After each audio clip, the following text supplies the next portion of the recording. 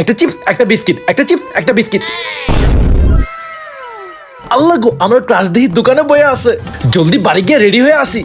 আরে বে কি হয়েছে, দৌড়াচ্ছ কেন?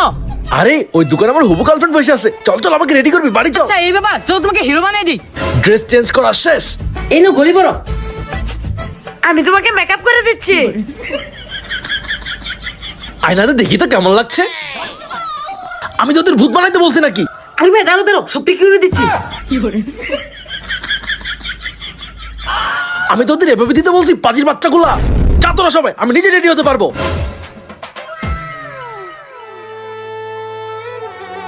তোরা দাঁড়া, আমি আমার প্রিয়তমাকে আগে দেখে আসি। ঠিক আছে ঠিক আছে। আল্লাহ গো, দোকানে এটা কেনা?